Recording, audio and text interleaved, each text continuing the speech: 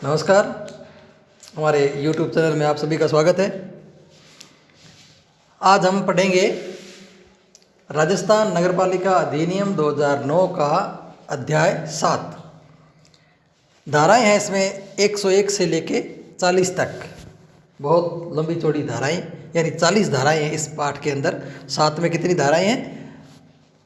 40।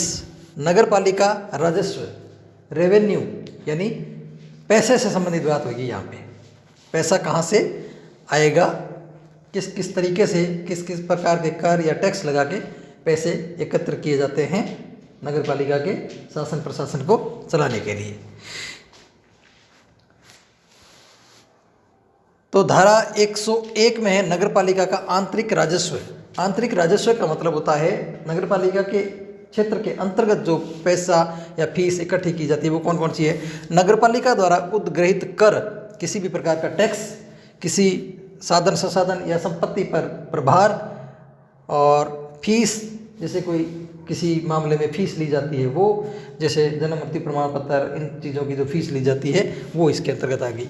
फिर है 102, धारा 102 के अंदर बाध्यकारी कर, जो जरूरी होते हैं कर लेने के लिए, जो ये कर कौन से है? बाध्यकारी है, मतलब इनको लेना जरूरी होता है, जो संविधान के अनुसार राज्य सरकार राजपत्र में दर्शा करके इन चीज़ों को ये जो टैक्स लिए जाते हैं। जैसे भवन कर, अगर किसी भवन का कर, भूमि कर, वृत्ति कर, व्यापार कर, वाणिज्य संस्थानों पर प्रदूषण कर और अनुज्ञा कर और पथ कर, ये कई प्रकार के। इसके अलावा और भी टैक्सेज है, जो पथ कर हो गया, या कोई भवन निर्माण के लिए जो अनुज्ञा पत्र दिए जाते हैं, जो एनओसी दी जाती है, उससे संबंधित जो टैक्स हो गए, और ये कर इस प्रकार के लगाए जाते हैं। फिर हो गया 103 अन्य कर। ये कर तो हो गए नगरपालिका अपने विवेक से, या फिर कोई ज़रूरी होता है कि मान लो इतने पैसों की ज़रूरत है, ये टैक्स लगा लेना चाहिए, तो उस तरह से प्रभार कर और फीस वगैरह ये चीज़ होगी। लेकिन और उसके बाद में बाध्यकारी कर होगी। फिर अन्य कर, कोई और कर भी होते हैं, इन करों के अलावा भी कर होते हैं। तो वो कर कौन से हैं? नगरपालिका क्षेत्र के भीतर यान कर, रोशनी कर, सभा कर, विज्ञापन कर, होर्डिंग कर, जो सड़कों पर बड़े बड़े होर्डिंग्स लगे होते हैं उन पे ऊपर टैक्स लगाती है। और जो कोई सभा या सम्मेलन करते हैं, मेला लगाते हैं, हाट बाजार लगाते हैं, उनसे संबंधित जो टैक्सेज होते हैं या कर होते हैं वो अन्य करों के अंदर आ गए। धारा 104 के अंदर है उपभोक्ता प्रभार उद्ग्रहित करने की शक्ति, यानी उपभोक्ता पर जो टैक्स लगाने की जो शक्ति है वो किस किस मामलों में होती है। जैसे जल निकास, ये जल निकास में नालियाँ जो वगैरह बनाती है वो किसके संबंधित है? उपभोक्ताओं के संबंधित, हमारे से संबंधित है, तो हम पर जो टैक्स लगाती है। फिर हो गया मल वहन व्यवस्था, यानी जो नालियाँ होती है, ये अपशिष्ट पदार्थों की जो नालियाँ होती है उनकी व्यवस्था के लिए, अपशिष्ट प्रबंधन के लिए, और मलबा उठाना, यानी किसी का कोई मकान खंडर हो गया और उन मकान को ढहाना है, और तो उनसे हम नगर पालिका से हम क्रेन या जेसीबी की जो सुविधा लेते हैं उस पर जो टैक्स लगाती है। और उनके जो मलबा वगैरह ढहा दिया, अगर मान लो कोई मकान ढहा दिया, उसके अंदर जो मलबा है उसको उठाने के लिए भी अगर नगर पालिका की ट्रैक्टर या ट्रॉली अगर ढोती है तो उसके ऊपर भी जो टैक्स लगाया जा सकता है वो इससे संबंधित हो गया। किसमें? 104 में। 104 से जेसीबी याद कर लो, जैसे 104 में इमरजेंसी गाड़ी आती है ना, उसी प्रकार से ये मकान वगैरह ढहाने के लिए या कचरा उठाने के लिए या मलबा उठाने के लिए जेसीबी याद कर लो 104। 105 में फीसें, जुर्माने की सख्ती, जन्म मृत्यु प्रमाण पत्र, हाट बाजार, वधशाला, वाणिज्य संस्थानों पर ये टैक्स लगाया जाए। फीस और जुर्माने जो है ये जन्म मृत्यु प्रमाण पत्र, वधशाला, इस तरह से जो वाणिज्य कर होते हैं वो इस पे लगाए जाते हैं। किस पे? 105 में। 106 में क्या है? विकास प्रभार लगाने की शक्ति, यानी विकास प्रभार, यानी कि जो डेवलपमेंट से संबंधित कोई टैक्स लगाए जाते हैं तो वो इसमें आ जाएगा। क्या होगा कि 14 मीटर से ऊंचा अगर मान लो कोई आवासीय है चाहे गैर आवासीय मकान है, उसको मार्ग देने के लिए तो पथ कर उस पर लगाया जाता है। वो कौन किस में आएगा? 106 में। 14 मीटर ऊंचे आवासीय और गैर आवासीय पर विशेष मार्ग कर, उनको एक विशेष प्रकार का मार्ग दिया जाता है, यानी उसमें से जो मार्ग निकाला जाता है उससे संबंधित क्या है वो कर किस में है? 14 मीटर से ऊंचे बिल्डिंग के ऊपर। 107 में क्या है? करारोपण की छूट, राज्य और केंद्र सरकार कर नगरपालिका को इससे संबंधित कर नहीं लगा सकती। यानी 26 जनवरी 1950 से पहले जो केंद्र सरकार या राज्य सरकार जो टैक्स लगाती थी, उन टैक्स हालांकि वैसे वसूले जाते रहेंगे, लेकिन टैक्स को नगर पालिका जो है उसका अधिकार नहीं है। वे पहले जैसे वसूल होते थे उसी प्रकार से वसूले जा सकते हैं। ये धारा 103 और 4 के तहत।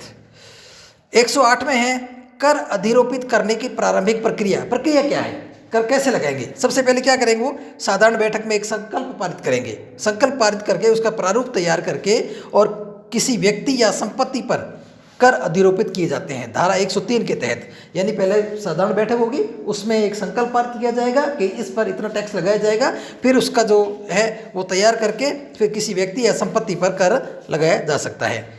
109 में क्या है, कर का अधिरोपण आदि।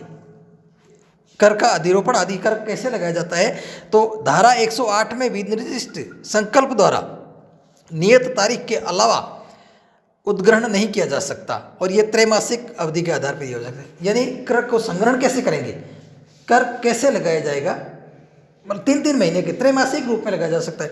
जैसे पहला वित्त वर्ष शुरू होता है, वित्त वर्ष की पहली तारीख कौन सी होती है, अपना 1 अप्रैल से चालू होता है नया वित्त वर्ष, तो 1 अप्रैल को लगा दिया, फिर अप्रैल मई जून हो गया, फिर आगे लगाया 1 जुलाई, फिर जुलाई अगस्त सितंबर, फिर 1 अक्टूबर, फिर नवंबर दिसंबर जनवरी, 1 जनवरी। यानी 3-3 महीने के अंतराल से टैक्स अधिरोपित या लगाए जाएंगे।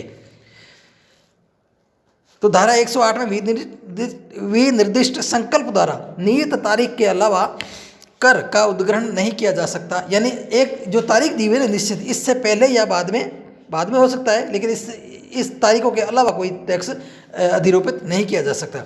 करों में परिवर्तन के लिए प्रक्रिया क्या है कर लगाने की, धारा 108 और 9 के अनुसार, यानी साधारण बैठक और बजट ये गजट में प्रकाशन के बाद परिवर्तित किया जा सकता है। यानी ये जो करों में परिवर्तन कैसे किया जा सकता है, एक तो 108 के तहत यानी साधारण बैठक और जो गजट प्रकाशन होता है उसके अनुसार ही ये किया जा सकता है, परिवर्तन किया जा सकता है इसके अंदर। धारा 111 में क्या है, कर को स्थगित, प्रतिषेध या सुधार की सरकार की शक्ति। यानी राज्य सरकार की जो शक्ति है, कर को लगाया जा सकता है, उसको बढ़ाया जा सकता है, घटाया जा सकता है, उसको निषेध भी किया जा सकता है या उसमें सुधार किया जा सकता है। कैसे क्या करेंगे, राज्य सरकार को अगर लगे कि अनुचित है तो धारा 102 और 3 के करों को उक्त प्रावधान के निर्देश दे सकता है। यानी राज्य सरकार को लगे कि जो टैक्स लगाए जा रहे हैं अनुचित है या गलत है या इनसे जन सामान्य को बहुत ज़्यादा हानि उठानी पड़ रही है, तो क्या करेंगे, इस कर में सुधार कर देंगे, या तो उसको स्थगित कर देगी या और तो प्रतिषेध कर देगी, थोड़ी देर के लिए रोक देगी, या फिर उसमें सुधार कर देगी। अगर टैक्स अगर मान लो 20% है तो उसको घटा करके 15 या 10% कर देगी। इस तरह से सुधार कर सकती है। किसके तहत, 111 के तहत। 112 के तहत करों का स्थगित समापन की नगर पालिका की शक्ति। ये तो होगी राज्य सरकार की शक्ति, ठीक है। और फिर है नगर पालिका की क्या शक्ति है, नगर पालिका अगर 103 के तहत कोई उनको अनुचित लगे, भाई ये टैक्स अनुचित रूप से लगाया जा रहा है, तो नगर पालिका की भी ऐसी शक्ति है, भाई इसको इसी रूप में कर सकती है, सुधार कर सकती है, स्थगित कर सकती है या उसमें उसको थोड़ी देर के लिए रोक सकती है, थोड़े टाइम के लिए। फिर है धारा 113 कर का निर्धारण और कर निर्धारकों की नियुक्ति। राज्य सरकार क्या करती है कि कर का निर्धारण करती है। अगर मान लो कर का निर्धारण कर दिया कि नगर पालिका से संबंधित क्या है, करों का टैक्स किया जा सकता है या उसका संग्रहण किया जा सकता है, तो उसमें क्या है, कर निर्धारण करेगी और कर निर्धारण करने के बाद में वसूल करने की आगे टाइम आएगा तो किसी न किसी व्यक्ति को नियुक्त करना पड़ेगा ना, तो कर निर्धारण कौन करेगा, इस तरह से उन व्यक्ति को नियुक्त करेगा।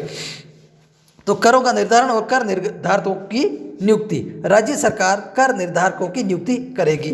फिर है कतिपय जानकारी देना और जानकारी देने में विफल रहना। यानी नगर पालिका से संबंधित जो है जो धारा 114, इसमें एक निश्चित टाइम में जानकारी देना होता है। अगर जानकारी नहीं दे पाता तो जानकारी बाध्यकारी होती है, अगर नहीं दे पाता तो उस पर कार्रवाई होगी, बिना विपरीत प्रभाव डाले हुए उसको सुधार दे सकती है। कार्रवाई क्या होगी, उसमें सुधार के प्रयास किए जाएंगे, कोई विपरीत प्रभाव ना पड़े, उस पर आर्थिक या मानसिक कोई प्रभाव ना पड़े, उसमें उस चीज़ को देखते हुए उसमें सुधार किया जाएगा। फिर है संसाधनों के प्रयोजन हेतु सूचना देना बाध्यकारी है। कोई भी भवन, यानी जैसे मान लो किसी ने अनुज्ञा पत्र ले लिया भवन बनाने के लिए और भवन बन करके तैयार हो गया या उसमें रहने लग गया, या तो भवन तैयार हो गया या उसमें मालिक जो कोई स्वामी है उसका मालिक है रहने लग गया, दोनों में से जो जल्दी होगा उसमें से वो तारीख को सूचना देगा, भाई हमारा मकान तैयार हो चुका है, हमने रहना शुरू नहीं किया है, यानी बनना तैयार हो गया। कई ऐसे होता है ना कि भाई चलो बनता रहेगा, हम रहना शुरू हो गए। दोनों में से जो तारीख है ना, उस तारीख से 1 महीने के अंदर अगर कोई सूचना नहीं देगा तो उस पर जुर्माना लगाया जाएगा। वो जुर्माना कितना हो सकता है? वो जुर्माना 500 रुपये हो सकता है। एक महीने के अंदर अंदर सूचना देनी होती है। अगर नहीं देता है तो 500 रुपये दंड दिया जाएगा। अगर यही टाइम 3 माह बीत जाता है तो इसका 10 गुना जुर्माना देना पड़ेगा। यानी अगर 3 महीने तक उसने सूचना नहीं दी तो क्या होगा? 500 की जगह 5000 जुर्माना लगाना पड़ सकता है। फिर है समस्त अंतरणों, भूमि, भवन की नगर पालिका को सूचना देना होगा। यानी अगर मान लो किसी ने मकान ट्रांसफ़र करवा लिया है या इसका कोई वारिस चेंज हो गया है या किसी की मृत्यु हो गई है तो उसकी सूचना भी नगर पालिका को देनी होगी। फिर है सूचना का प्रारूप। सूचना का प्रारूप क्या होगा? लिखित प्रारूप होगा। अनुसूची 2 और 3 के तहत, इनके आगे अनुसूची आएगी, अनुसूची 2 और 3 के तहत लिखित प्रारूप होगा और उस तरह से एक तैयार एक परफॉर्मा बना होता है, उस परफॉर्मे के अनुसार एक सूची बनेगी। फिर धारा 118 में अंतरिक्ति नाम का रजिस्टर में प्रतिस्थापन, यानी अगर मान लो एक नाम से दूसरे नाम में प्रतिस्थापन किया जाता है, मेरा नाम हटा के आपका नाम लिखा जाता है और जिसका लिखा जाता है, तो पहले वाले का नाम हटा करके नए आदमी का नाम लिख दिया जाता है, उसका नाम उसकी जगह प्रतिस्थापित कर दिया जाता है। फिर नगर पालिका रजिस्टर में वारिस व्यक्ति का नाम लिख दिया जाता है धारा 118 के तहत। यानी 18 साल का हो गया, ऐसे मान लो 18 साल का हो गया, रजिस्टर में नाम वारिस का नाम वारिस बनने के काबिल हो गया, ऐसे मान लो। 119 के तहत धारा 119 अंतरण की सूचना के अभाव में करों की संदायगी का बने रहना। यानी अंतरण की सूचना के अभाव में करों की संदायगी का बने रहना, यानी अंतरण की सूचना या ट्रांसफर की सूचना अगर नहीं दी है तो भी कर की संदायगी का या कर का ग्रहण करने का, कर लगाने का जो अधिकार है वो बना रहेगा। किस पे बना रहेगा? पहले वाले व्यक्ति पर बना रहेगा। या तो आगे वाले की सूचना दे दो, नहीं दी तो पहले वाले को भरना पड़ेगा। अब है धारा 120 कर मूलतः किससे उद्ग्रहित किए जाते हैं। यानी मूलतः कर जो है वो किस पर लगाए जाते हैं, किससे वहन किए जाते हैं? ये भवनों पर, यानी भवन जो होते हैं, बिल्डिंग्स पर, बिल्डिंग है उन पर, फिर भूमि पर, लैंड जो होती है उन पर, संपत्ति पर, संपत्ति के पट्टे, उपपट्टे के स्वामी पर, यानी जिसका भवन है उस व्यक्ति पर, भूमि जिसकी है उस व्यक्ति पर, संपत्ति जिसको दी गई है उस पर, उपपट्टे उसका जो स्वामी है उसका मालिक है उस पर जो टैक्स है वो लगाए जाएंगे। फिर है कराधान से संबंधित अपीलें। अपीलें जो है वो धारा 130 के तहत कलेक्टर या राज्य सरकार द्वारा निर्देशित कोई भी अधिकारी होता है उस पर अपील की जाती है। अपील किसकी की जाती है? या तो जिला कलेक्टर अगर नहीं है तो उसके ऊपर या उसका कोई अधिकारी जिसको नियुक्त करे, राज्य सरकार नियुक्त करे, वो अधिकारी इस पे उसके कार्यालय में अपील की जा सकती है।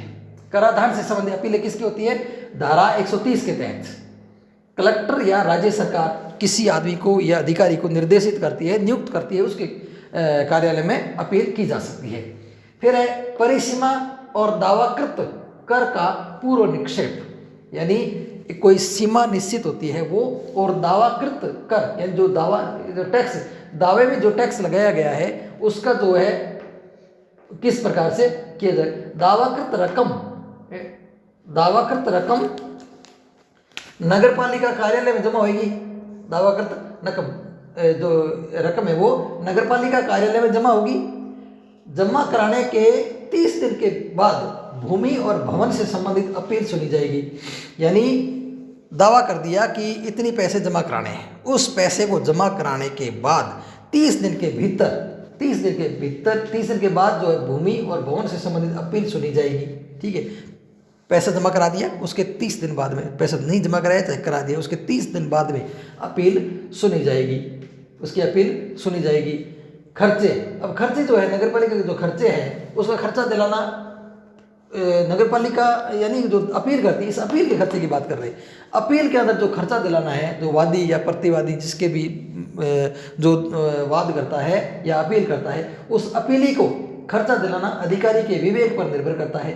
30 दिन के भीतर वो पैसा दिलाने का प्रयास करेगा।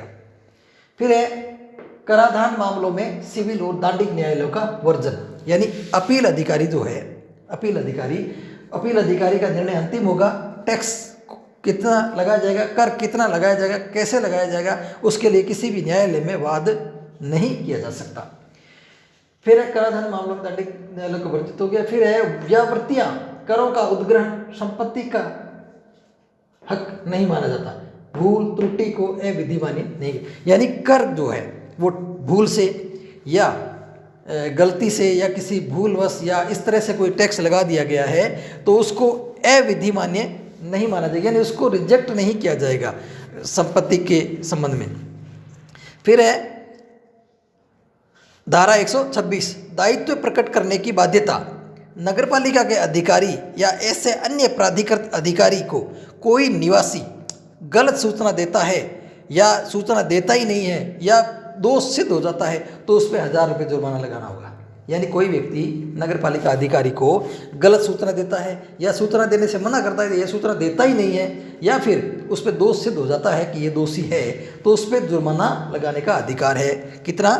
1000 रुपये जुर्माना लगाने का अधिकार है। लगाएगा कौन? नगरपालिका अधिकारी या उस प्रकार का कोई और अधिकारी। फिर धारा 127, करों को वसूल करने का कर्तव्य। धारा 102 और 3 के अधीन मुख्य कार्यपालक अधिकारी जो है वो करों का वसूल करेगा। करों का वसूल कौन करेगा? मुख्य कार्यपालक अधिकारी जो है वो धारा 102 और 103 के तहत करों की अदायगी करेगा। फिर धारा 128, कर के बिल का प्रस्तुत किया जाना। बकाया और दावाकृत राशि का बिल भेजना होगा, यानी जो राशि हम वसूल कर रहे हैं, जो टैक्स लगा रहे हैं, उसका बिल बना के भेजना होगा। इतने पैसे आपको जमा कराने हैं, पहले उसको बिल भेजना पड़ेगा। धारा 129, बिल की अंतर्वस्तु, यानी बिल के अंदर क्या क्या होगा। एक उसका टाइम पीरियड होगा, काल अवधि होगी, भाई इतने टाइम के अंदर अंदर आपको जमा करानी होगी। फिर उसके अंदर जो राशि भरी जाएगी, ये इतनी राशि आपको देनी होगी, और उसके बाद में उसके नाम पते वगैरह वो हो जाए। काल अवधि, संपत्ति यानी किससे संबंधित है संपत्ति, उपजीविका, परिस्थिति, वस्तु की दावा राशि, ये चीज़ें उसमें होगी। बिल के अंदर क्या क्या भरा जाएगा, ये चीज़ें भरी जाएगी।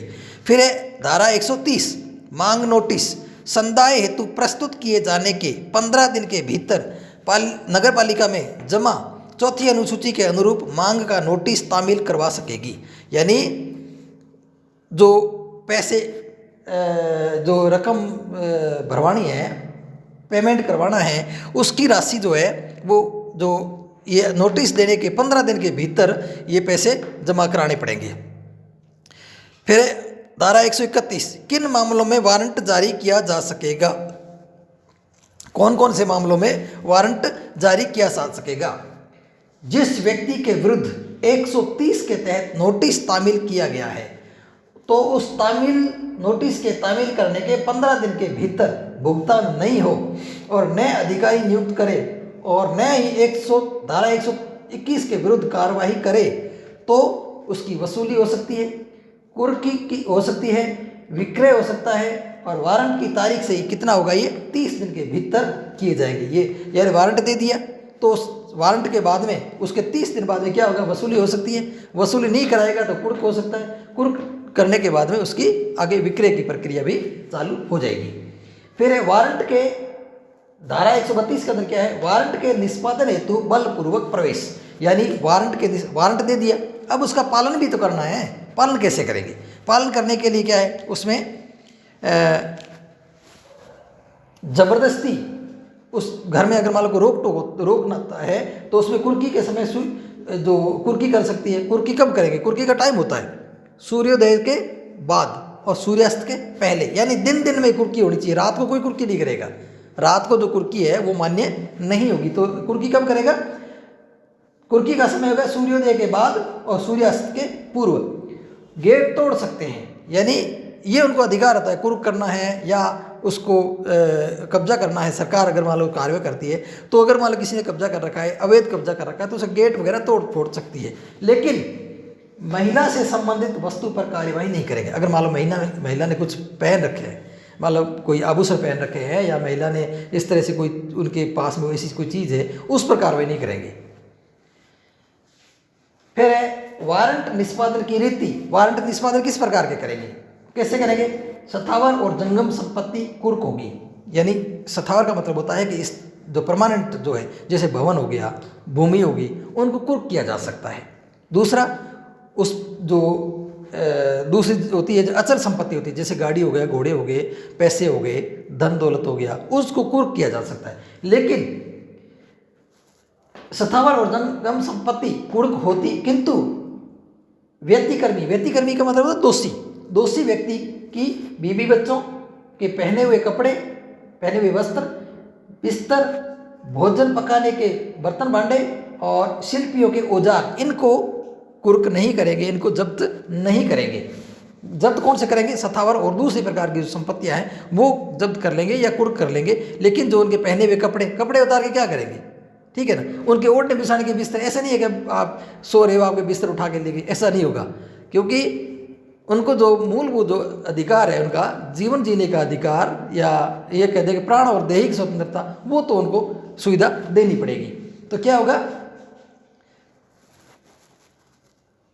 स्थावर संपत्ति की कुर्क हो जाएगी, यानी व्यतिकर्मी के खुद के पहने हुए कपड़े, उसके बीवी बच्चों के कपड़े, पहने हुए बिस्तर, भोजन पकाने के बर्तन वगैरह, और शिल्पियों के औजार और हथियार आदि, ये जो इनके जो औजार होते हैं, उनको कुर्क नहीं किया जा सकता।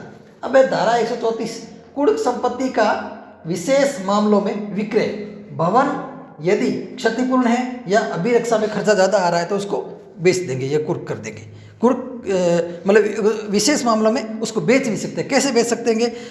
या तो क्या है, वो जो भवन है वो इतना क्षतिग्रस्त है कि किसी आते जाते आदमी को नुकसान पहुंचा सकता है, उसके ऊपर गिर सकता है, तो एक तो उस मामले में उसको बेच देंगे, विक्रय कर देंगे। या फिर उसकी सुरक्षा या अभिरक्षा के लिए खर्चा ज़्यादा आ रहा है, उसका मकान का किराया, मकान का जो कीमत है, या उस भवन की या उस संपत्ति की कीमत तो कितनी है? 5 लाख रुपए, लेकिन उसका जो किराया या उसकी अभिरक्षा के लिए, सुरक्षा के लिए, जैसे पुलिस वाले तैनात किए जाते हैं, या फिर आर्मी लगाई जाती है, या फिर उस तरह से कोई चौकीदार लगाए जाते हैं, तो उनका खर्चा अगर मान लो 1 साल के लिए भी अगर मान लो रख दिया, तो उसका खर्चा जैसे मान लो 10 लाख आ गया, तो इस तरह के मामलों में क्या करेंगे? उस जमीन को या उस भवन को या उस संपत्ति को बेच देंगे। ये बेचने की क्या होगी? एक विशेष मामलों में उसको बेचने की प्रक्रिया हो गई। भवन यदि क्षतिपूर्ण है या अभिरक्षा में खर्चा अधिक आता है तो क्या कर देंगे? उसको विशेष मामलों में बेच देंगे। फिर है धारा 135, इसमें क्या है? नगरपालिका के बाहर कुर्की और विक्रय का अधिकार। नगरपालिका जो वारंट जारी करता अधिकारी है वो निर्देश दे सकता है कि नगरपालिका क्षेत्र से बाहर भी अगर कोई चीज़ है तो उसको भी कुर्क किया जा सकता है जो उससे रिलेटेड है। नगरपालिका क्षेत्र से बाहर है, जैसे मान लो कोई वाहन हो गया या इस तरह से कोई चीज़ें और होगी, तो उनको भी वो कुर्क कर सकते हैं। फिर जो नगरपालिका छोड़ने वाले व्यक्तियों के विरुद्ध, जो नगरपालिका छोड़ने वाले हैं उन व्यक्तियों के विरुद्ध क्या करेंगे? तो नगरपालिका अधिकारी है तुरंत इनके खिलाफ कार्रवाई, एक्शन ले लेगा। फिर है धारा 137, व्यावृत्तियाँ, यानी बिल, मांग, नोटिस, वारंट, सूची में त्रुटि से जो कुर्की विधि या विरुद्ध नहीं मानी जाएगी, वो ऊपर वाली वो चीज़ें होगी। यानी अगर मान लो बिल, मांग, नोटिस, इनमें अगर मान लो कोई भूल पूर्वक या त्रुटि पूर्वक कोई कार्रवाई हो गई है तो उसको शून्य नहीं माना जाएगा, वो वैसी की वैसी विधि मान्य पूर्ण मानी जाएगी। फिर है धारा 138, समस्त समुदायों के लिए रसीद का दिया जाना, यानी किसी भी प्रकार का जो पैसा जमा होता है या कोई कर लगाया जाता है तो उसमें जो पैसे जमा कराते हैं या कर की संदायगी होती है, यानी पैसे पेमेंट किया जाता है, भुगतान किया जाता है, तो उसका बिल देना जरूरी है। यानी मैंने अगर नगर पालिका में 5,000 रुपये जमा कराए तो उसे 5,000 की रसीद देनी जरूरी होती है। ये हो गया धारा 138 के अंदर। धारा 139 के अंदर क्या है? वाद लाने की अनुकल्पी शक्ति। मुख्य कार्यपालक अधिकारी है वो कुर्की विक्रय की पूर्ति न होने पर न्यायालय में वाद ला सकता है। यानी मुख्य कार्यपालक अधिकारी जो है वो कुर्की कर ली या उस जमीन को या उसके भवन को बेच दिया, फिर भी उसके नगरपालिका के अंदर पैसे जो बच गए, यानी देनदारी कितनी है? 50 लाख रुपए। अगर उसका भवन 30 लाख रुपए में बिका या 40 लाख में बिका, फिर भी वो 10-20 लाख रुपए बच गए ना नगरपालिका के, तो उससे उस व्यक्ति के खिलाफ न्यायालय में जाकर के वाद लाया जा सकता है। कौन लाएगा? वहाँ का जो प्रशासनिक अधिकारी। कौन होता है प्रशासनिक अधिकारी? मुख्य नगरपालिका मुख्य कार्यकारी अधिकारी। फिर अंत में करों के लिए भूमि भवन आदि पर दायित्व है, यानी करों के लिए भूमि भवन आदि पर क्या क्या दायित्व होते हैं इनके। तो इसमें क्या है, भूमि और भवनों को, भूमि और भवनों या दोनों पर अधिरोपित समस्त राशियां राज्य सरकार को सोध्य भू राजस्व के अधीन समुदाय होगा, परंतु कोई स्वामी नहीं है तो उससे वसूला नहीं जाएगा। यानी भूमि और भवनों से संबंधित जो पैसा है तो उनसे वसूला जाएगा, लेकिन उसका कोई मालिक ही नहीं है, कोई स्वामी ही नहीं है, तो इसमें वसूली पर रोक लगाई जा सकती है, वसूल नहीं किया जाएगा, वो अपने हिसाब से काम मिलेगा। तो ये हो गया नगरपालिका का भाग अध्याय 7 हो गया। धारा इसमें लगभग 40 धाराएं हैं। आप इसको अच्छी तरीके से याद कर सकते हैं। इन शब्दों को ले लेके आप याद कर सकते हैं। जैसे 101 प्रकार के अंतर होते हैं, 102 बाध्य होते हैं, 102 पर बाध्य होते हैं, 103 पर अन्य मतलब तीसरे प्रकार के टैक्स हो गए, 4 पर उपभोक्ता प्रभार की शक्ति है। इस तरह से अपने इसको देख के कर सकते हैं। इसका आप थोड़ा सा स्क्रीनशॉट ले लीजिए। तो ये आज का चैप्टर खत्म हो गया और आगे पढ़ेंगे 8 नंबर वाला। इसी के साथ आपको धन्यवाद, नमस्कार।